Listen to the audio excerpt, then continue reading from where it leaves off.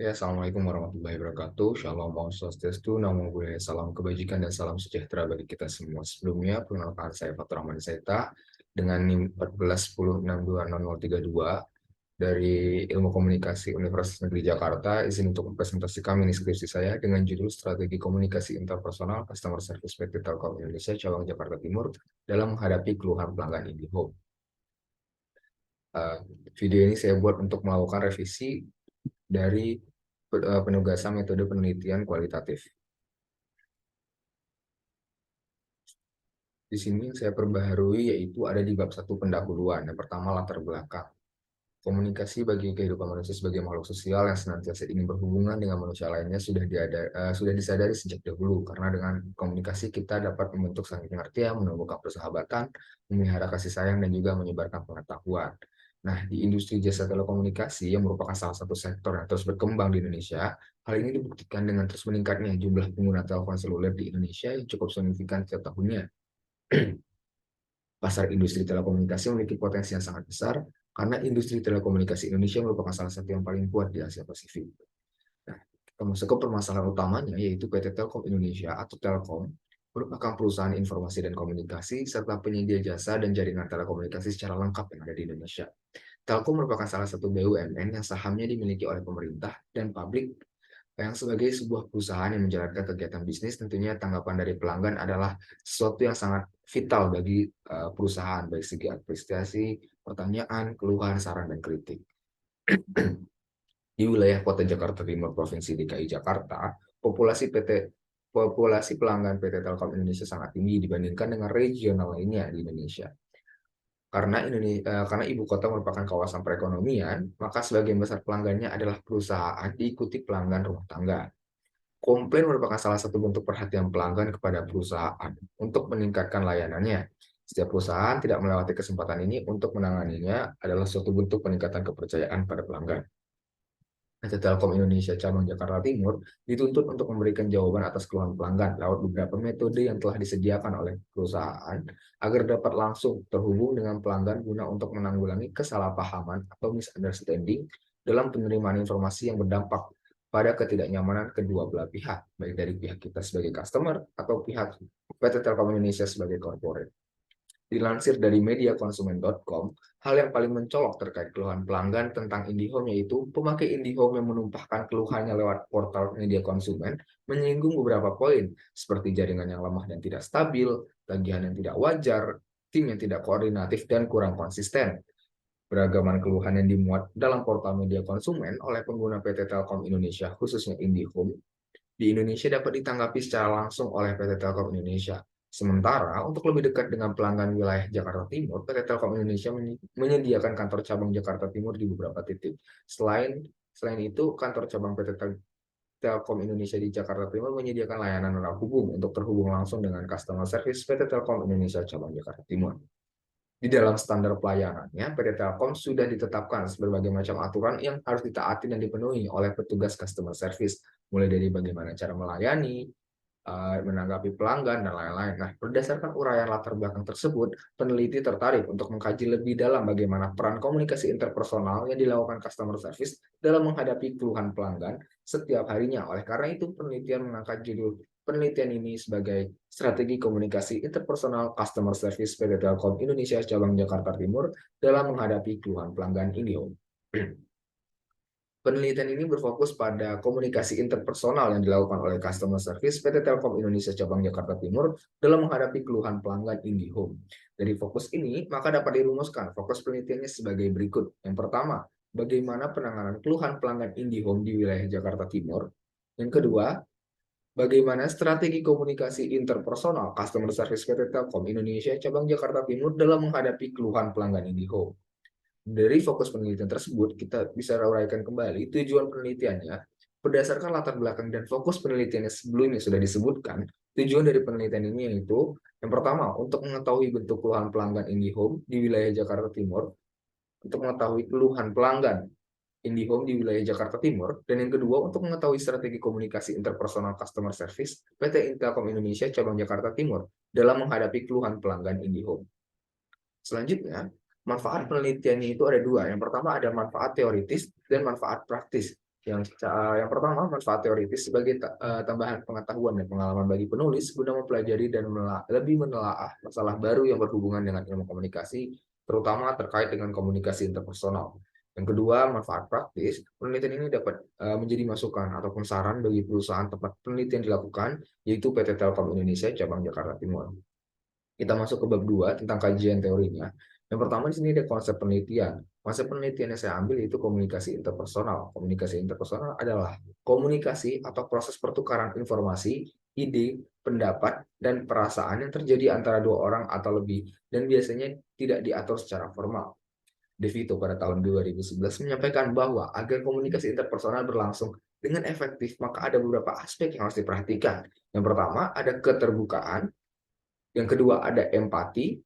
Yang ketiga, ada dukungan. Yang keempat, ada kepositifan. Nah, komunikasi interpersonal itu memiliki pengaruh terhadap kepuasan konsumen karena dalam perusahaan jasa, efektivitas komunikasi interpersonal dapat mempengaruhi kepuasan pelanggan. Hal ini diselaraskan dengan penelitian dilakukan oleh Major dan Peterson pada tahun 2003 bahwa komunikasi interpersonal merupakan penentu utama kepercayaan antara layanan profesional terhadap klien. Lalu di sini ada kajian literaturnya. Yang pertama ada 10 penelitian terdahulu yang sudah saya tulis di dalam file Word saya. Lalu ada variabel. Variabel adalah karakteristik atau atribut seorang individu atau suatu organisasi yang dapat diukur atau diobservasi. Nah, variabel biasanya bervariasi dalam 2 atau lebih. Tapi karena ini penelitian kualitatif, di sini saya sudah memecah beberapa variabel. Yang pertama ada komunikasi interpersonal. Di sini sudah saya jelaskan juga melalui beberapa sumber. Yang pertama tadi mengenai komunikasi interpersonal, di sini sudah dijelaskan bahwa komunikasi interpersonal itu harus biar efektif, harus ada beberapa aspek yang diperhatikan seperti keterbukaan, empati, positifan, dan dukungan. Selanjutnya ada variabel yang kedua yaitu customer service. Customer service secara bahasa itu berasal dari dua kata ya, yaitu customer yang artinya pelanggan dan service yang artinya pelayanan. Istilah customer service itu diterjemahkan dalam bidang bisnis sebagai pelayanan pelanggan. Secara umum itu customer service itu adalah orang yang setiap kegiatannya diperuntukkan untuk kegiatan atau memberikan kepuasan nasabah melalui pelayanan yang dapat memenuhi keinginan dan kebutuhan nasabah. Customer service itu harus pandai dalam mencari jalan keluar untuk menyelesaikan masalah yang dihadapi oleh nasabahnya.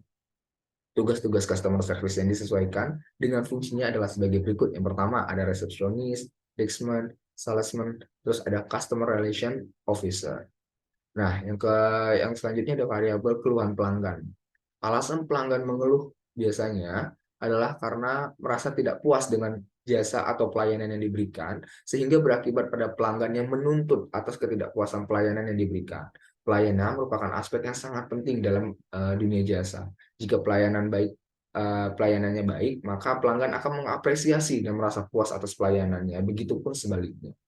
Namun menurut Ciptono dalam penelitian Dharma Jaya tahun 2016 berpendapat keluhan atau komplain bisa diartikan sebagai ungkapan atau rasa kekecewaan organisasi kita. Kecewaan organisasi bisa mengumpulkan keluhan pelanggan melalui sejumlah cara, diantaranya kotak saran, formulir, dan lain-lain. Nah, kita masuk ke bab 3, metode penelitian. Di sini paradigma penelitian. Dalam penelitian ini saya menggunakan paradigma konstruktivisme. Di sini saya mengambil sumber dari bukunya Ultra Pembeji gitu. Peneliti lebih memperhatikan proses dan konteks yang mempengaruhi pengalaman dan persepsi partisipan dalam suatu fenomena daripada hanya sekedar mencari fakta atau angka. Dengan demikian, peneliti dapat menggali lebih dalam mengenai pengalaman dan perspektif customer service dalam menghadapi keluhan pelanggan dan bagaimana strategi komunikasi interpersonal yang digunakan untuk mengatasi masalah tersebut. Jenis penelitian digunakan dalam penelitian ini yaitu penelitian deskriptif kualitatif. Menurut Zainal Arifin, penelitian deskriptif adalah penelitian digunakan untuk mendeskripsikan dan menjawab persoalan-persoalan suatu fenomena atau peristiwa yang terjadi saat ini. Penelitian deskriptif kualitatif dilakukan karena peneliti ingin mengeksplor fenomena-fenomena yang tidak yang tidak dapat dikuantifikasikan, yang bersifat deskriptif, seperti proses suatu langkah kerja, pengertian-pengertian tentang suatu konsep yang beragam, karakteristik suatu barang dan jasa, gambar-gambar, gaya, dan lain sebagainya. Untuk mendapatkan suatu penelitian kualitatif yang terpercaya, masih dibutuhkan beberapa persyaratan yang harus diikuti sebagai suatu pendekatan kualitatif, mulai dari syarat dan data, cara atau teknik pencarian, pengolahan, dan analisisnya. Selanjutnya, di pendekatan penelitian, penelitian ini menggunakan pendekatan kualitatif dalam penelitian ini untuk mendukung paradigma penelitian konstruktivisme yang sebelumnya sudah saya bahas. Penelitian menggunakan pendekatan penelitian kualitatif dalam penelitian ini sebab ingin memahami lebih dalam tentang komunikasi interpersonal customer service PT Telkom Indonesia Cabang Jakarta Timur dalam menghadapi keluhan pelanggan Indigo. Nah, selanjutnya di metode penelitian, sumber data dalam penelitian ini terdiri dari dua sumber, yaitu data primer dan data sekunder. Data primernya menurut Sugiono pada tahun 2012, sumber data yang langsung memberikan data kepada pengumpul data disimpulkan sebagai data yang diperoleh langsung dari responden yang menjadi objek dalam penelitian ini, bahwa data primer adalah hasil dari wawancara dan observasi di tempat penelitian. Data primer dapat dalam penelitian ini yaitu dengan cara wawancara mendalam kepada customer service di Telkomsel Grapari, cabang Jakarta Timur sebagai salah satu kantor cabang dari PT Telkom Indonesia. Lalu ada data sekunder menurut Sugiono pada tahun 2012, data yang tidak langsung memberikan data kepada pengumpul data yang didapatkan dari buku maupun dokumen. Data sekunder dalam penelitian ini diperoleh dari customer service Telkomsel Grapari cabang Jakarta Timur berupa data penjualan, data pembelian, serta data keluhan pelanggan. Selanjutnya, ada jenis penelitian. Jenis penelitian ini yaitu kualitatif deskriptif, dan metode pengumpulan datanya yang pertama ada wawancara mendalam, dan juga dokumentasi. Selanjutnya ada teknik keabsahan data atau reliability coding.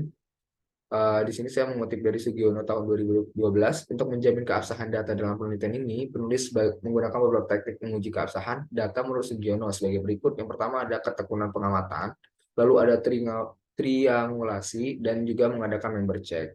Selanjutnya ada metode analisis data.